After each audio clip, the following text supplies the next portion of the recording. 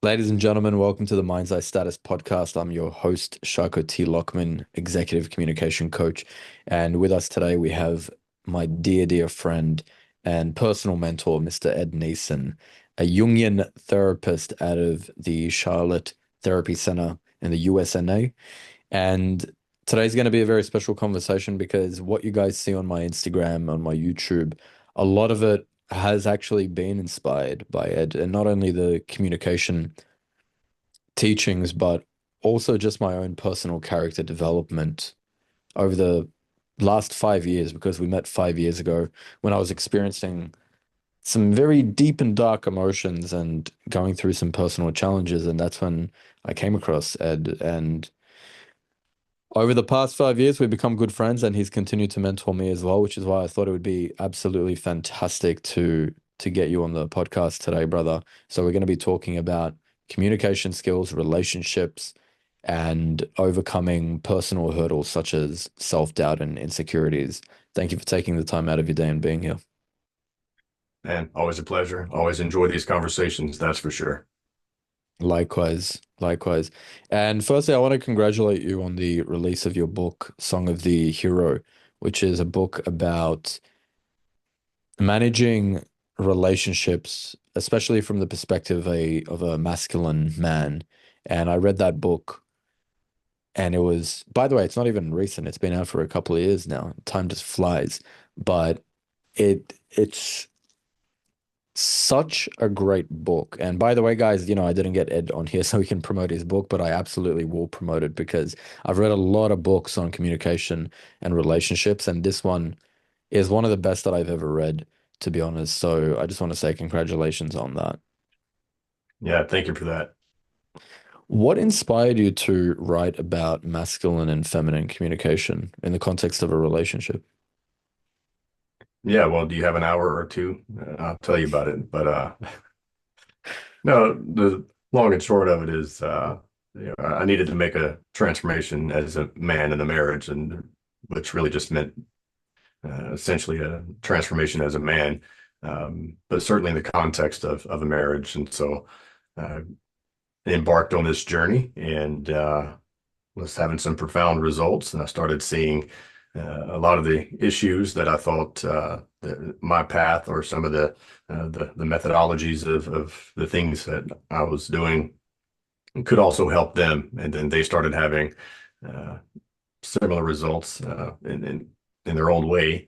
And I thought, well, I need to write down some things about this as far as what's working and what's helping these guys, because I didn't really seem to, there wasn't a lot in the psychotherapy world that really seemed to touch on that in the way that I was doing that. And so I was going to write a few notes about it. Long story short, it turned into a book, and it was almost like writing a dissertation in the sense that uh, I had an idea of what I needed the book to be, but the amount of research that went into it by the time the book was completed, I started out knowing about 10% of what the book would eventually become and teach me. So that's why I said it's sort of a dissertation. So it's quite the process, but very Mm, meaningful as well. interesting.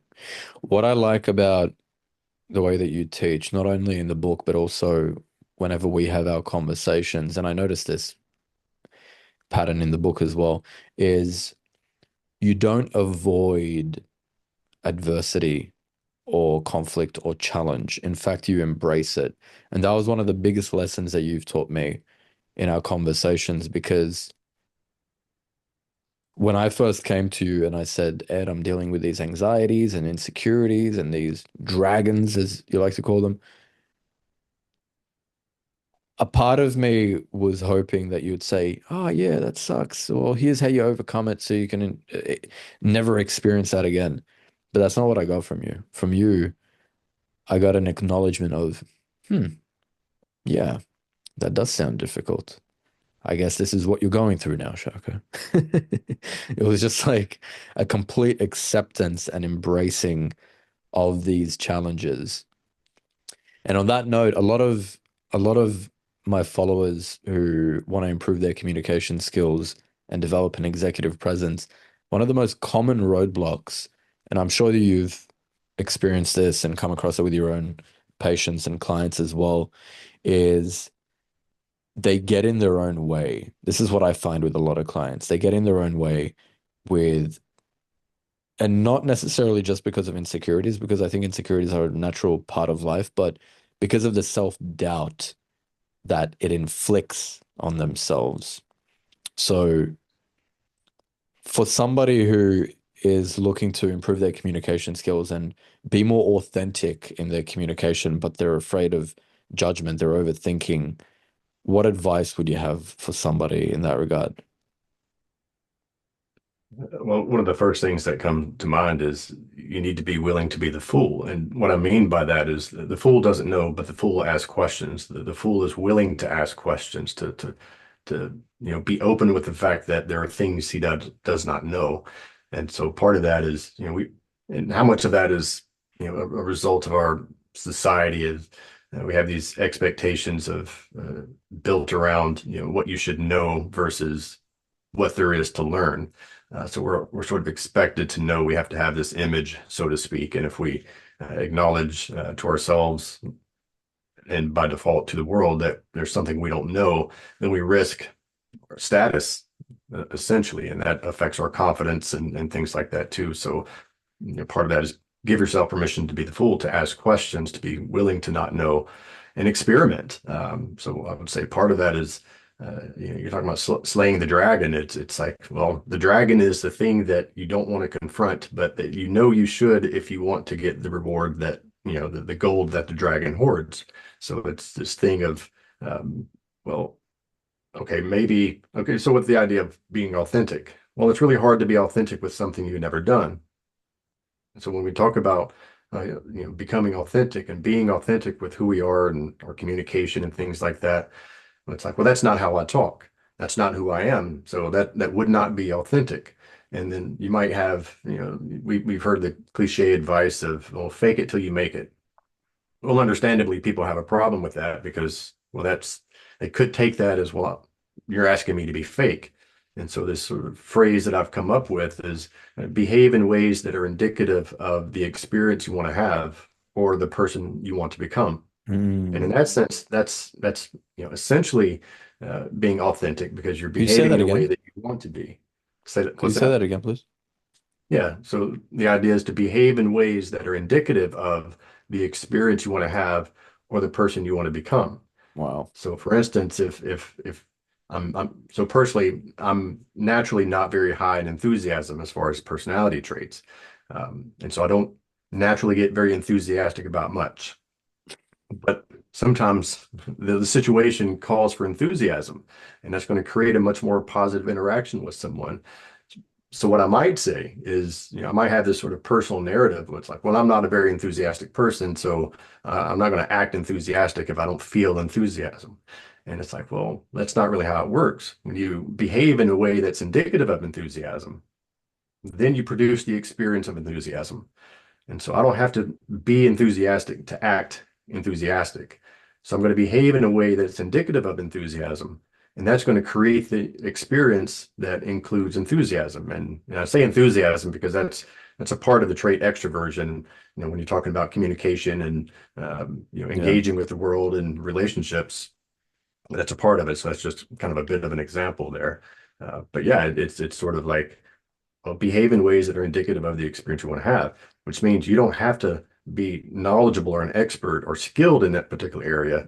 But how else are you going to become skilled unless you sort of emulate what you think it looks like to be the thing that you're trying to experience or be the person you think you would like to be? Yeah, I call it embodying it, embodying the man that you want to be or woman. For example, I've had clients, we go through the five pillars of communication. The second pillar is body language. We go through some exercises for improving your body language. For example, you have the basic stuff like roll your shoulders back, have your chest out, chin up, make eye contact, things like that. Everybody knows.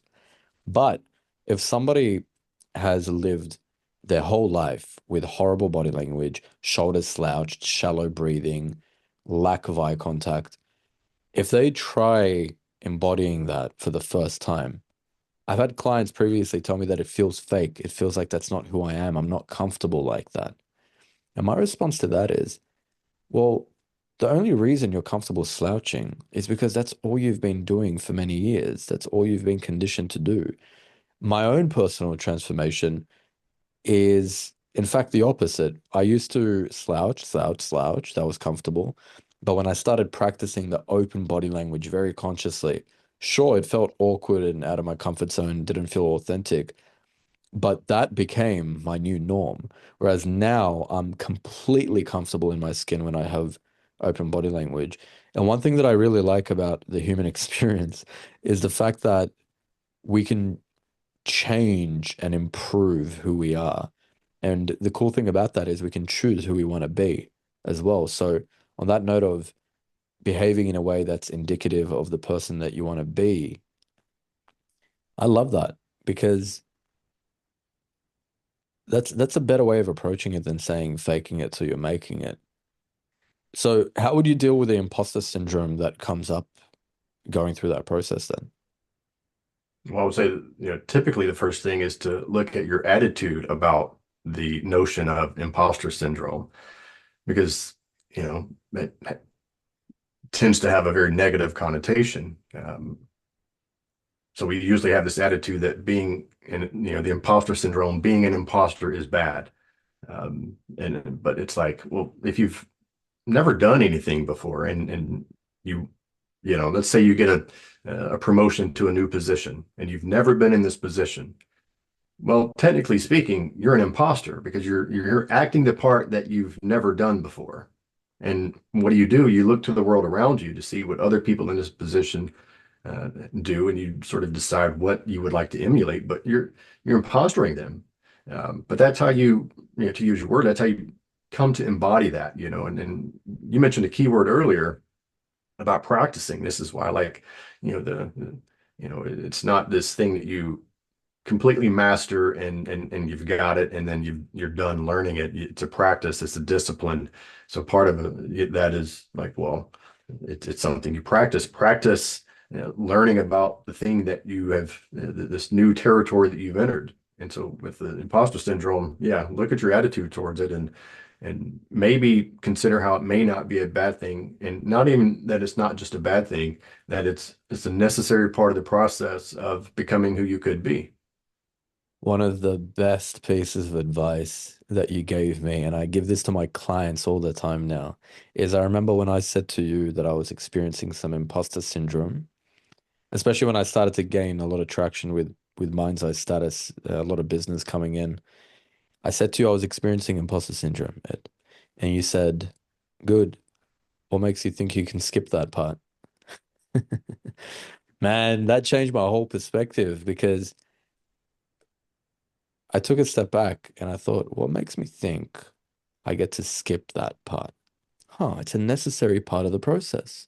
And every time, I swear to God, every time I say that to my clients, they just have an aha moment.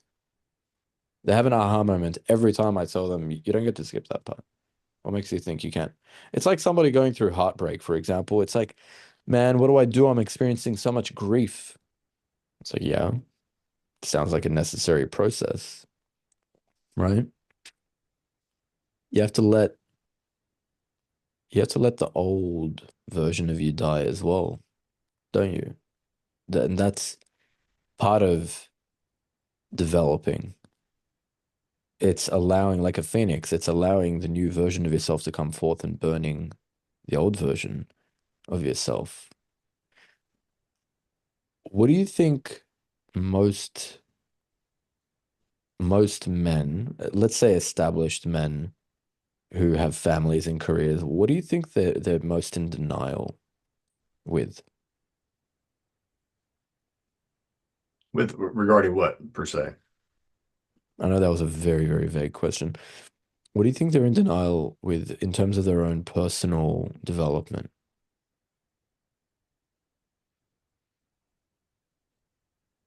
What are they sweeping under the rug? Yeah, it could be a couple of things. So I guess it depends. One thing that I see a lot is people are often in denial or at least simply ignorant of the fact that it's going to be a lot harder than what they think. So they tend to be overconfident with what they have to do. So they're underestimating just how difficult the process may be. The flip side of that is that if they do realize, the degree to which it is going to be difficult, then it's this sort of decision. It's like, is this worth it? Because here's the thing, everything has a cost. And is Mm, this worth the cost? Is this worth my investment? And then, if you want to get into almost like the neuroscience of it, like the brain is geared towards cognitive ease. It wants the path of least resistance. So we're always looking for that. But part of what makes humans human and who we are is this notion of transcendence. Like, okay, it's biology fundamentally, and we can't outrun our biology, but we can transcend that in the sense of, okay, I realize that, you know, uh, I do want the path of least resistance, but what happens if mm. I push anyway? And I think if you sit down for a few minutes and reflect on your life, you'll find plenty of examples where you have wanted the path of least resistance. You've come upon this realization, this truth that it's going to be harder than what you thought. And then you did it, and it was well worth it, beyond worth it, and probably worth it more than you imagined it could be. That happened to me. Yeah, it happened to me when I was in the middle of I was in the fork in a road in my life, and I had to make some big decisions, and I asked you for your opinion, and you said to me a quote that's never gonna leave my heart, which was, you said, Shaka, whatever you do, make it meaningful. And you know what that did? That gave me confidence no matter what decision I make. The decision didn't even matter at that point. After I realized that, you know what? I have the self-trust and the self-capability to make it meaningful no matter what, even if it's the wrong decision, that's enough for me. Most people I find are afraid to speak their minds, draw boundaries, assert themselves, go after what they want, ask for the promotion, this and that, because they're afraid that things won't go well. I mean, what's wrong with that? Let it not go well. Trust that you'll handle it. I want to ask you a very personal question, Ed. You are somebody who embodies, as I said earlier, a grounded masculine energy, and people come to you for help. People seek you for guidance. You've helped many, many people, myself included. And you've come from adversity. You've had some big, big challenges when you were younger. How did you turn those challenges into blessings? And if you're comfortable sharing some of those challenges and how you transmuted them as well. Yeah, well, yeah, there's certainly a couple of big ones, and certainly don't mind sharing. When I was 20, my father attempted suicide. It was pretty devastating and very, very graphic. While I was there, he shot himself, and he survived. And he ended up having a stroke that really debilitated him for the rest of his life, and he lived for another 12 years. Uh, but the gist of it, that it was very, very traumatic, and just completely shattered my life, and everything that I thought was uh, reality up to that point, sort of just burned away. And then I was left, as you know, going through hell, and so that's you can make all the inferences that you want, but the point is that it was a very dark, traumatic, tragic time in my life that uh, deeply impacted me, and really sort of put me on the verge of death myself. And uh, and so How, part of that, what this was going this through your mind? what was not going through my mind, but a whole lot of darkness, I can tell you that much. And it's sort of like it, there's a whole lot to that story, as far as my journey in that, and the whole process, really for the last 22 years, because it's been 22 years ago. Uh, but it was this, what it brought me to was sort of the edge of death, to looking down at this abyss and the temptation to just fall into it. Uh, Nihilism, or even literal death, but there were things worse than death. And I was existing in that. And fortunately was able to take some steps to at least get a little bit away from the edge. And life is very meaningful now. I've done a lot of incredibly deep work on that, and then it's a big part of my story. It's not all my story, but it's a big part of it. But the thing is, it's a story that matters. And if you look at the story, uh, the crux of that is, okay, this terrible thing happened, this tragedy, this trauma that happened, and it absolutely obliterated my map of the world. And the map of the world is what we have so that we can at least navigate the world with some degree of success.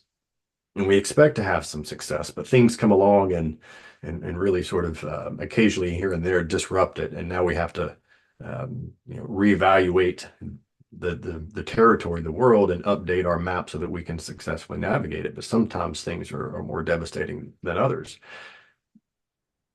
But it's more than just, okay, let me get myself stable. Let me get myself well. Let me heal from the trauma. Let me go through the process. Let me figure out, oh, I don't get to skip these things.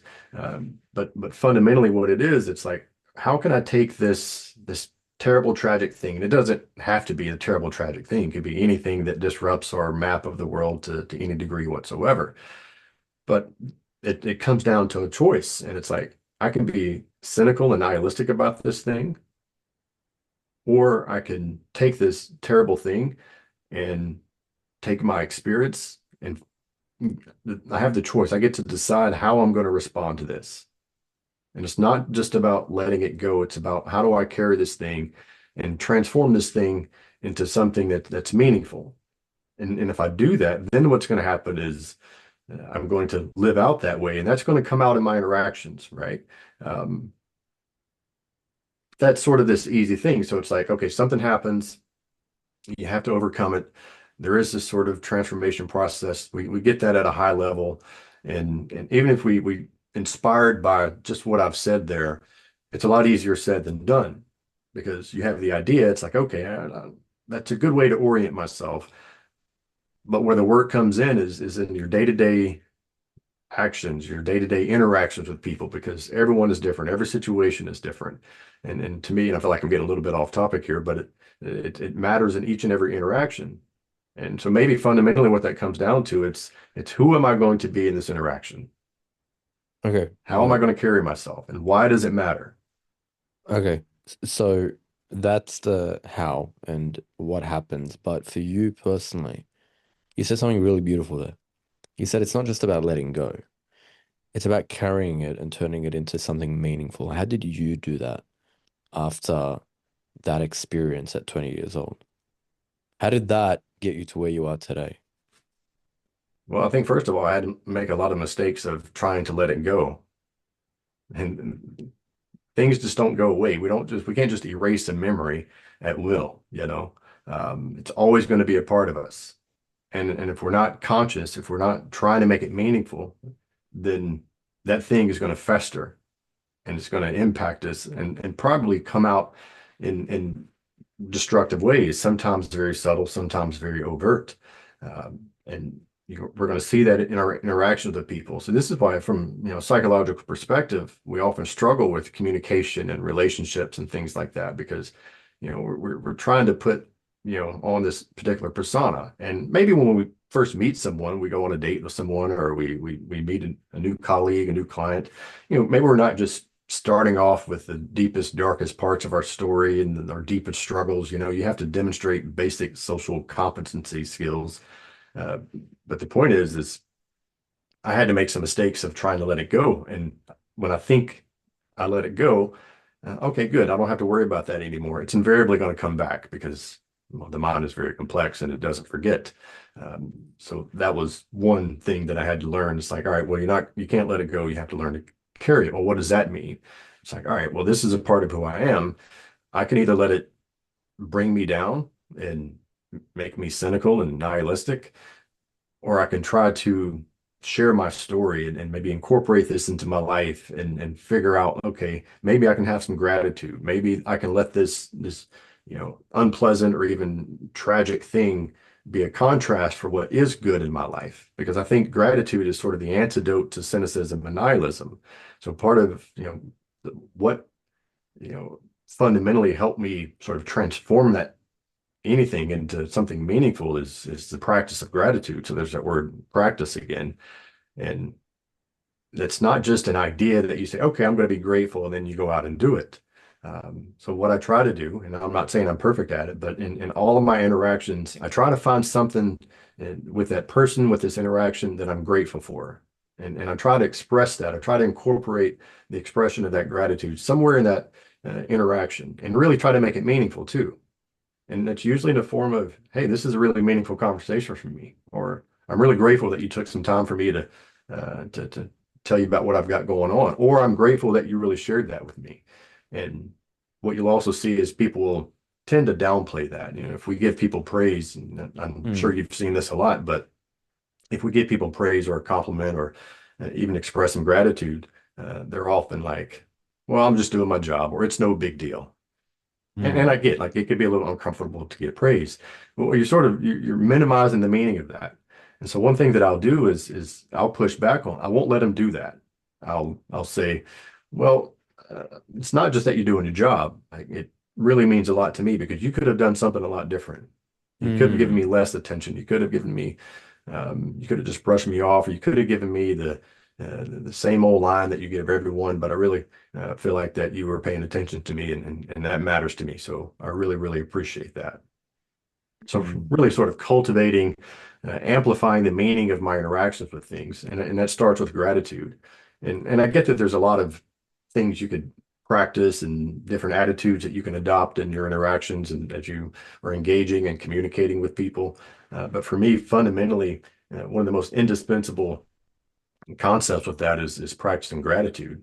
And that's going to open me up to that sort of gives me my why, or at least helps me figure out some why of what I'm doing and how to do it and things like that.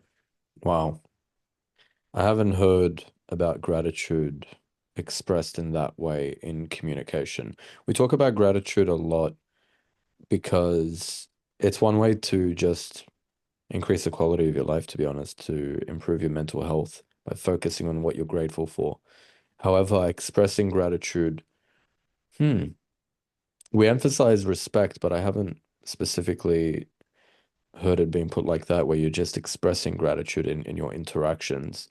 And you do that. So you clearly practice what you preach in your I'll give you communication. an And anecdote to mm, what's behind this. So um, about 20 years ago, I was something well, I guess I was about 22 then. Uh, and I don't even remember what the content of the conversation was, but this older gentleman had given me some sort of compliment or praise about something. And whatever I said was something like, thanks, but fill in the blank. mm, And he looked at me and he says, why did you just throw my gift in the trash? And that caught me off guard. And I looked at him and mm, he says, I gave you a compliment. You said thank you, but then you essentially proceeded to tell me why that's not true. mm. And that hit me. And he's like, how about next time someone gives you a compliment, you just say thank you and then be quiet. He didn't say it so politely, but And shut up. yeah. And so I did. And that was really hard. I didn't realize how hard that was. And so when people would give me compliments or say anything positive about me, I would say thank you and then resist the urge to tell them why it's not a big deal or why it's actually not true, or I'm just doing my job and things like that too. And what that evolved into was really trying to cultivate more meaning out of that. So sort of with the example I gave earlier, if I give someone a compliment and they do that, and I've used that line with people too, it's like, why did you just throw my gift in the trash? It works, so you might try it sometime. The other part of that is if someone gives me praise, I say thank you, and then I tell them why it's important that I do that. Mm. Or this is more uncomfortable for other people, but I think it's meaningful. I'll ask them, so what exactly are you thankful for? Or what exactly do you see about me that with this compliment? And they're not expecting that typically. So they might be a little caught off guard with it and feel a little awkward with it. But they'll think about it and they'll come up with something. They'll come up, well, because this, and so what they're giving me is like what it means to them. Mm. So I can cultivate that in myself with, why I'm doing something, but I can also draw that out of them. It's more And so it's like, substance. well, so what is it about me that makes you so grateful? Mm. And again, they might be awkward with it, but they'll think of something and then they'll tell me. And that enriches that interaction.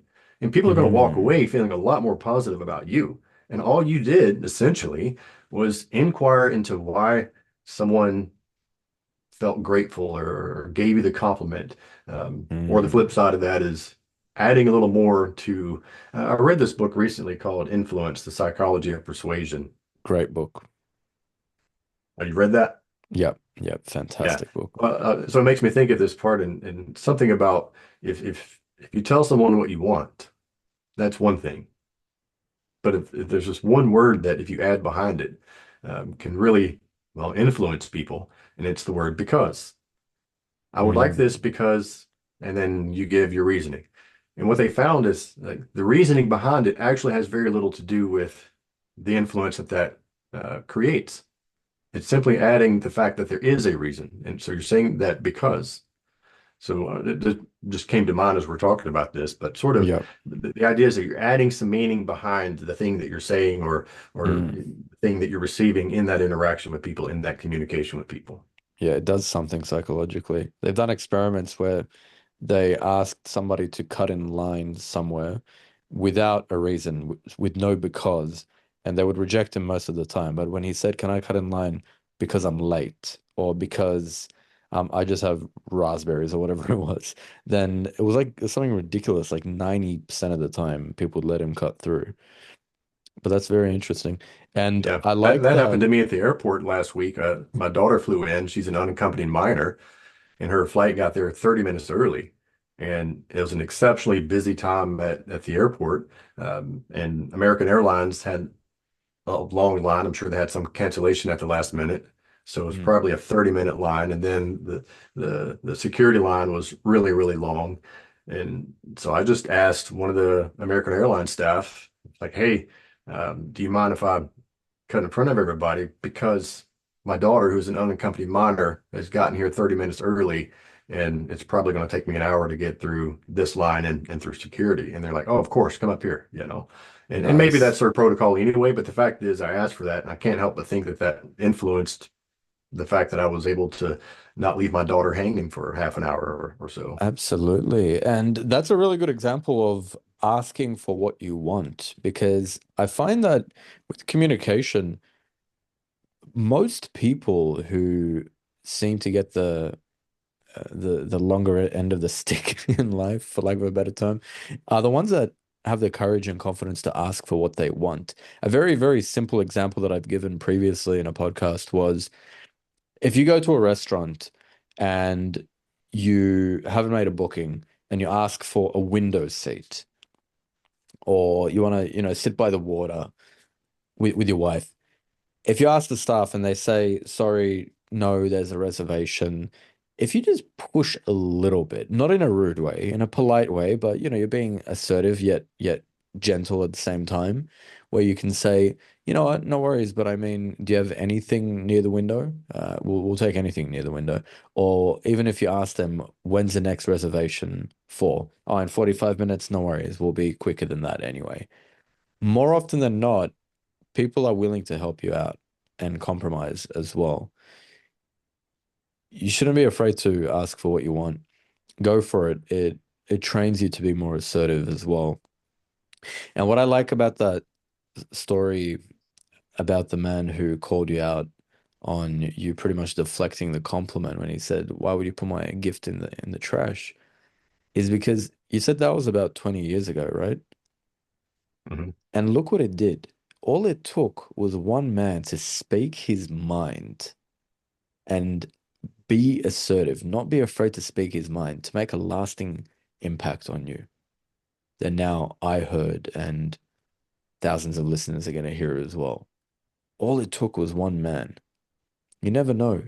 The impact that you've had on me by sharing your feedback and advice with me, and you're not afraid to face any resistance.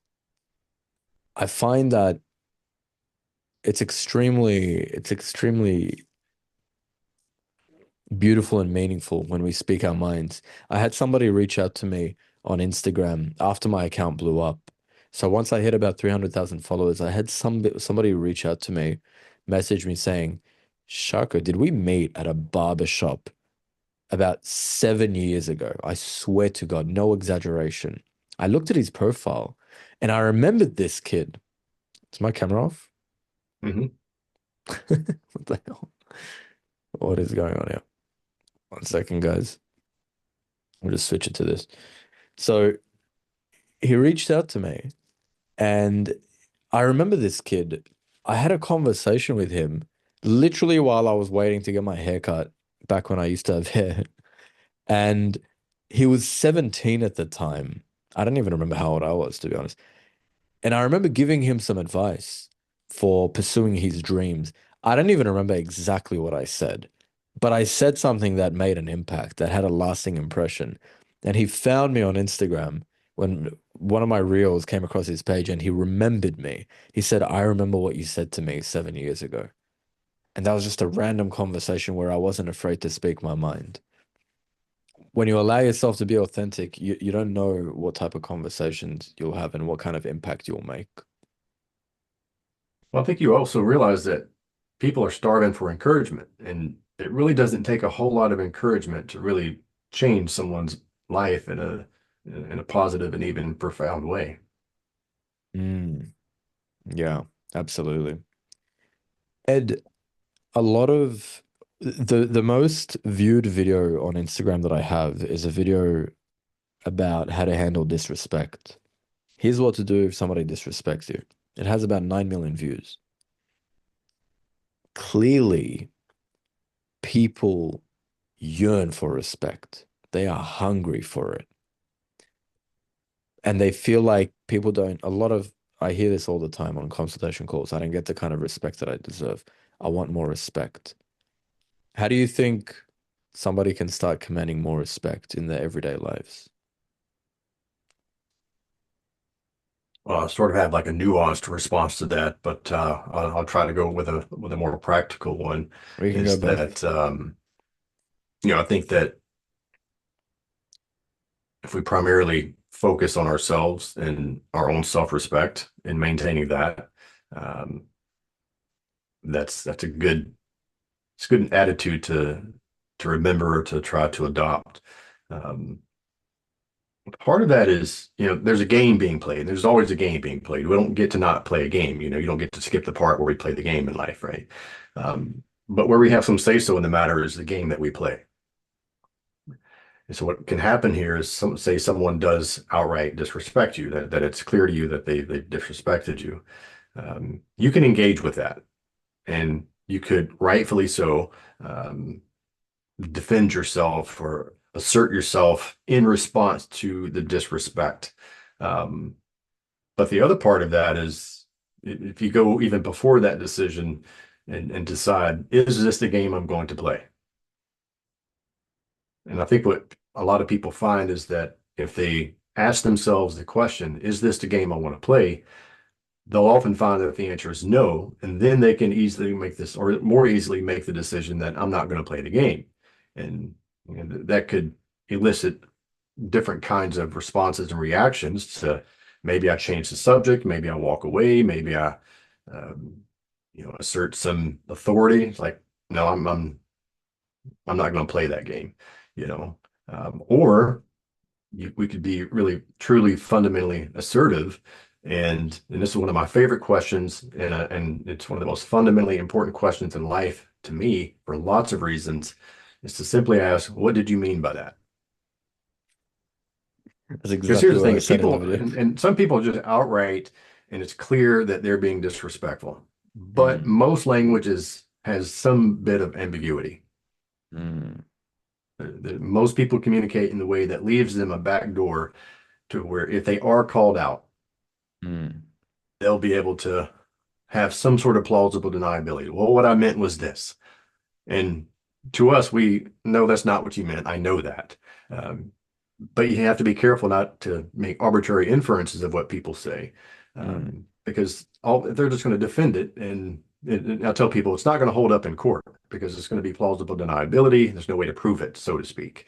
Mm, Um, but we're not idiots either, so we know when people are disrespecting us. But usually people are trying to be, they have a little bit of ambiguity in their language and their communication. So one of the most powerful questions we can ask is, well, what does that mean? What did you mean by that? Now they're mm, probably going to give you another answer, and it's still going mm, to be ambiguous. And you just keep asking the question. And typically, one of two things are going to happen. They're going to say what they really meant, and it will come out in a respectful way, and you can work with that. And you're mm, glad that you did that. The other one was, well, they'll admit that they were being malicious. They'll admit that they were being disrespectful. They'll admit that they mm, were trying to take a dig at you, but mm, they're taking ownership at that point.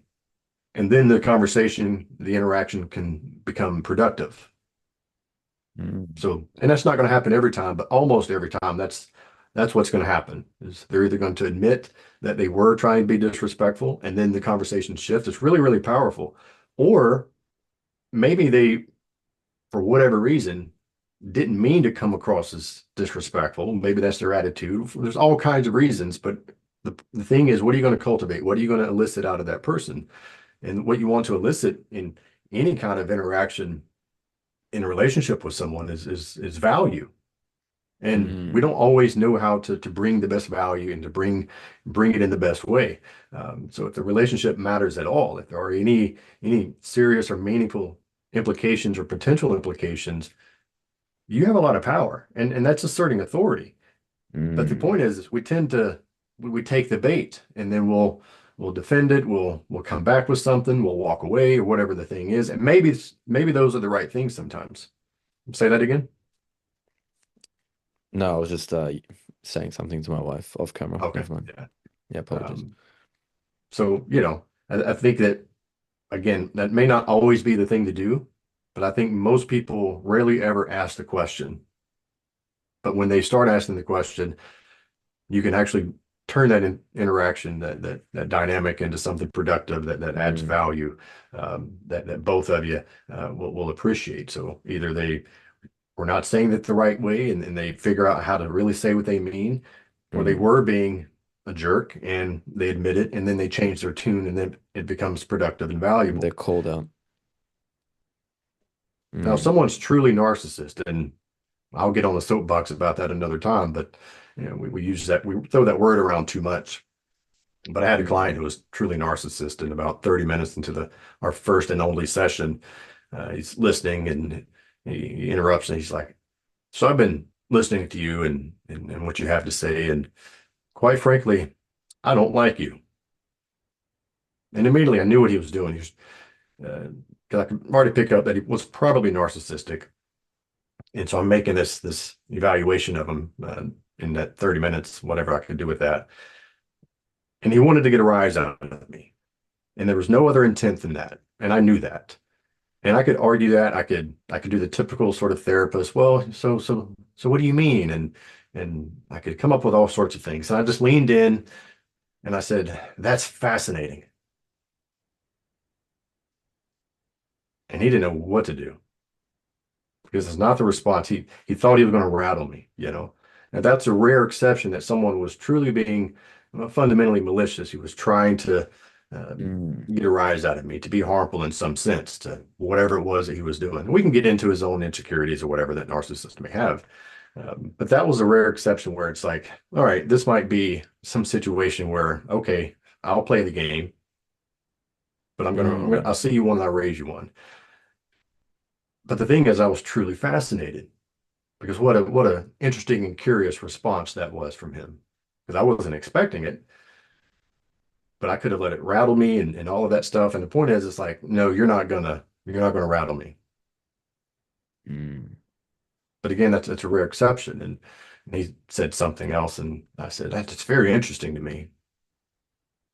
And I didn't say anything else. I just left it at that. And he's like, well, I guess we probably ought to end this session. So I'm like, I suppose so. And so 35 minutes into the session, he left. mm. I suppose. it's not so different with those who aren't actually narcissists either. Because when somebody is being disrespectful and knowingly, usually they're looking for a reaction, aren't they? So if you can remain composed and non-reactive, I believe that is what gives you social power. And social power is simply that. It's not being reactive. And that is fantastic practical advice on how to handle disrespect as well. So thank you for that. What I'd add to that is, let's say you ask somebody, what do you mean by that? And they brush it off completely, or they make up some lie and they're just in complete denial.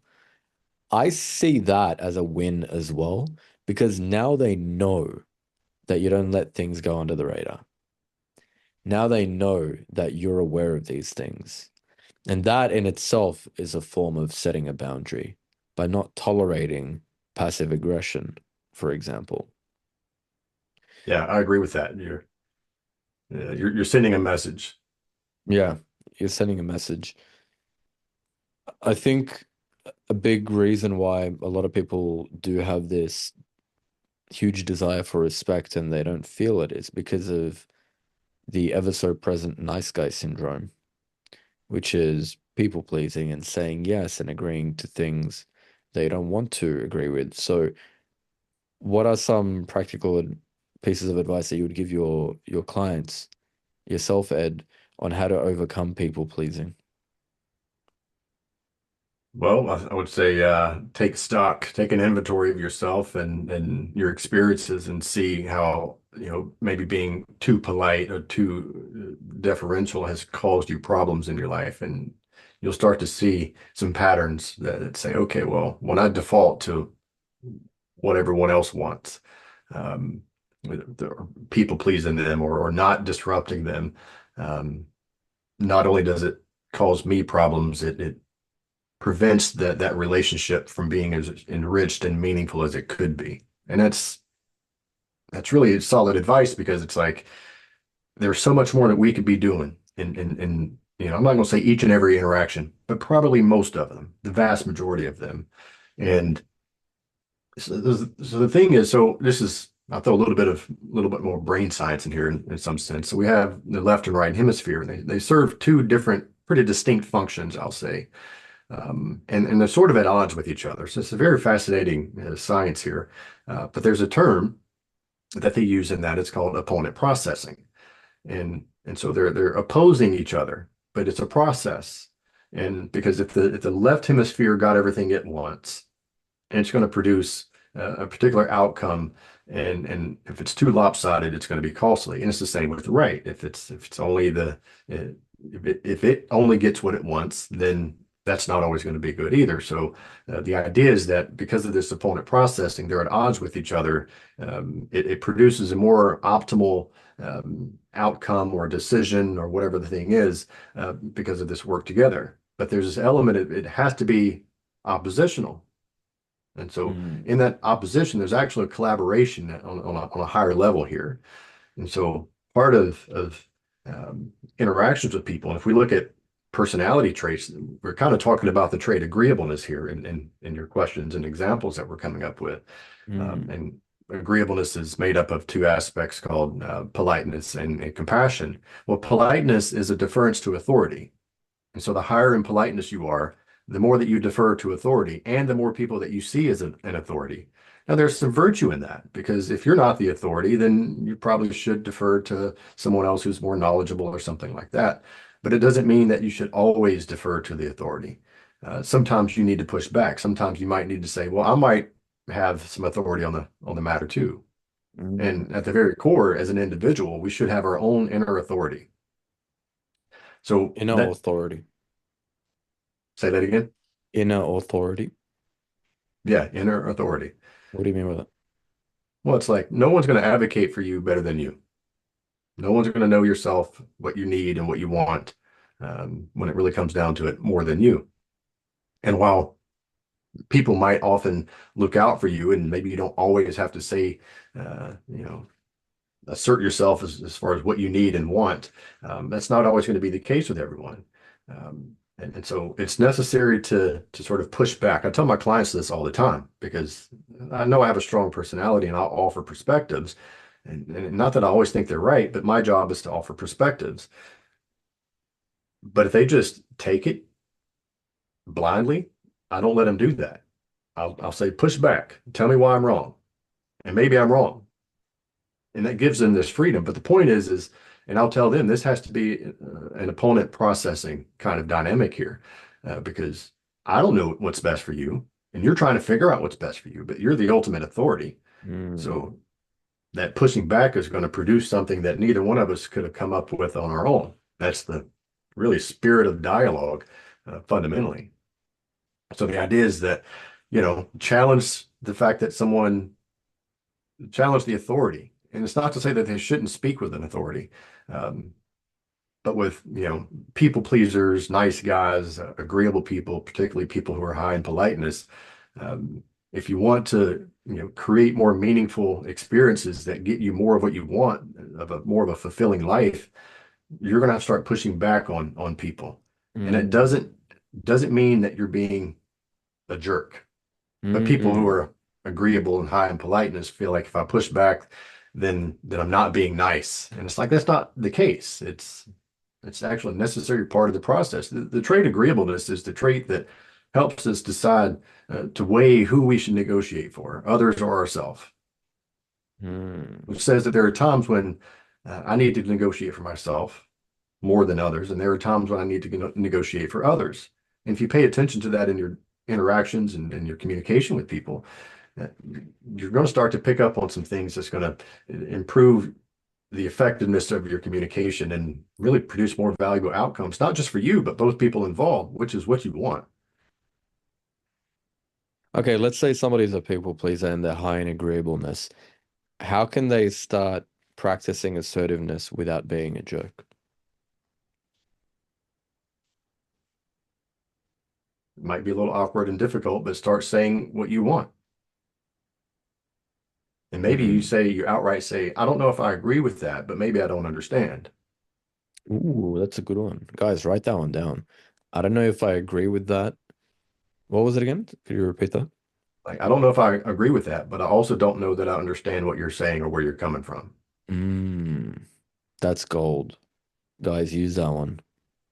Because here's That the is a thing, good most of one. the time we think we want to be agreed with, but what we often find is that we want to be understood. We want to be understood. Wow. Oh, wow. That is gold. You know, something that I've said to clients that is very helpful in developing assertiveness from the feedback that I've gotten is I tell them to draw boundaries imperfectly. Mm, yeah.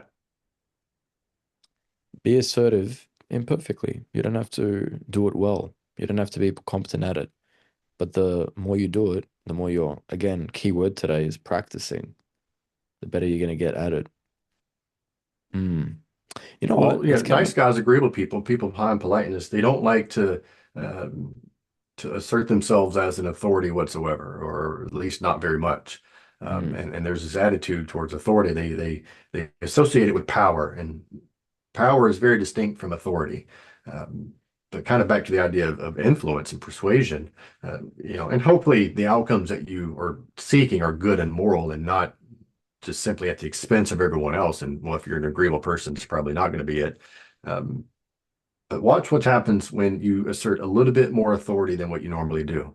Mm. People will usually, I don't even want to say acquiesce, which that might be sometimes, um, but they'll cooperate with you. So, sort of with your example at the restaurant. Now, I know that's not going to happen every time, but if you just say, "Hey, do you have any availability?" No, we're kind of booked on reservations, so unless you have a reservation. So, oh, okay, well, let's go find somewhere else, babe.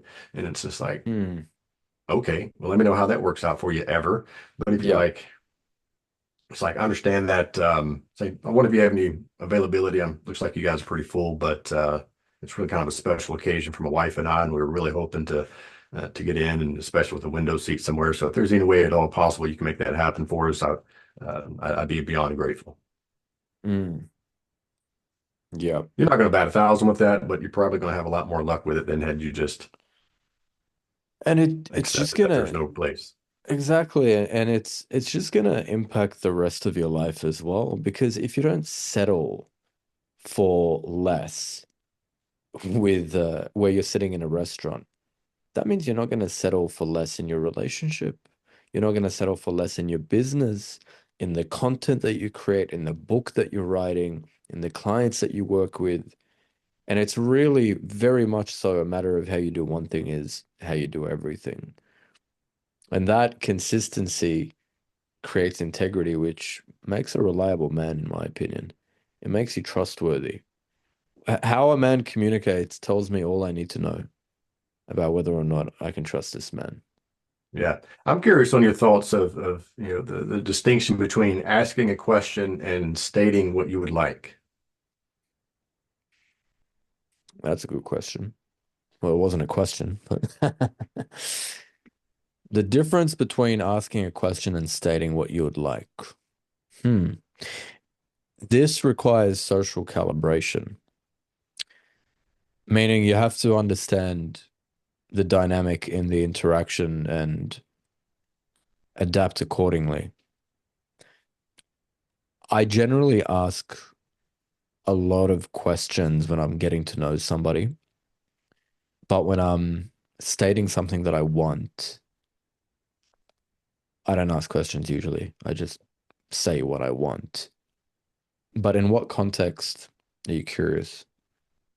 I guess maybe just in general. But I guess what it is more something that you would like, and that could be more um, of a sort of in the form of a direct request. I would like this. Will you make this particular thing happen for me? Um, Yep, and I think there's some psychology behind that. But another way to frame that is, I would really like it if you did this thing for me. yep. So some of the psychology behind that, and Chris Voss talks a little bit about this in his book, Never Split the Difference. I don't know if you've read it, but Mm, if you haven't, I think you'd appreciate that book. mm. Um, but psychologically, people do like to have authority, and Yep. and one of They the want to be things told that what to do. one of the ways that manifests is that people like to be able to say no to a question. Mm, And so there's a couple of workarounds you can have with that. One is the way that you frame the question. mm, So if you, so and his idea is that you want to get the answer of no. Now, this guy was an FBI negotiator, so you kind of need to understand where he's coming from with this, but it's effective in day-to-day life, business, relationships, whatever it is. But if you frame a question in a way that gets the answer no, but also gets you what you want, right? So it's just like if I go to, my manager's office and I knock on the door and I say, and like, hey, I know you're busy. Uh, do you mind if I grab a few minutes of your time here? Well, the mm, most effective way that he can assert his authority is by denying me, mm, by saying no. But if I say, hey, I know you're busy, is this a bad time for me to talk to you about this important deadline I have here? mm, If he says no, then it means it's not a bad time. So mm, then he's going to make time. So it's a little tactic there. Um, and, mm. and I think it's brilliant because it's like, is this a bad time? Yep, No, no, it's not a bad time. I've got a few minutes. Come on in. yep, yep. Yeah, The other another. workaround is sort of instead of asking, simply stating what you like. And again, it's going to be, context dependent, depending on the situation and environment, person and dynamic and things like that too. But with the stating what you want, people like to add value. People like to do things for people to sort of reciprocate that, Mm, because that gives them, in some sense, a position of authority. I make this thing happen. yep. Like, oh, I'd really like this thing. And then there's a more of a direct authority of, I would like you to do this thing. Mm, And then people will mm. just, it's just in human nature. They'll acquiesce to that without even realizing they're doing that. Again, hopefully the outcomes are good and moral. You're not just using it simply to manipulate people for your own Of course. self-seeking. Yeah. Yeah. For asking for what you want, statements are powerful. the challenge that I see with most people is their statements sound like questions. So instead of saying, I believe we should go with this approach for the new project, they say, I think we should go for this approach with the new project. And their inflection and the tonality is just completely off. It makes it all Yeah, sound like when a you turn a question. statement up at the end, It turns into a it's question. indicative of a question. Yeah. And Voss talks about that too. You actually want to turn it down. Yeah. We call it down talk in our program, in our Yeah, tonality. yeah, exactly. Yeah, in our tonality module. Look, on that note, I don't want to keep you too long, Ed. Thank you so much for today. And I want to give everybody an opportunity to see your work and to potentially reach out if they'd like to work with you as well. I would highly, highly recommend it for anybody who wants to find meaning, confidence, passion, and purpose in their lives. Where can they find you, Ed? Well, Instagram, you can find me at ed.nissen. That's ed.nissen. I also have a website, simply ednissen.com. You mentioned my therapy practice. That's charlottetherapycenter.com. My newest and latest venture uh, getting off the ground here is the Institute of Purpose. So I also have that website, theinstituteofpurpose.com. Those are going to be the most viable ways to get in touch with me. What, who is the Institute of Purpose for? Well, it's for a lot of people. So the purpose is obviously in the name. So the Institute of Purpose is designed to be a research and training institute, which can encompass a lot of things. Right now, it's more of the training aspect. So there's one-on-one coaching, there's corporate team trainings, sort of around the idea of personality, meaning, and leadership. You kind of could consider that more team building exercises, but it's actually more in depth than just a simple team building. It's very informative. Um, and the coaching could be anywhere from just one-on-one relationship coaching to career coaching to executive coaching. Amazing. Amazing. Well, guys, give Ed a follow and send him a message as well. Let him know that you came from this podcast, and I'm sure he'll sort you out. Thank you so much for joining us today, brother. Man, my pleasure. Thank you. Ciao.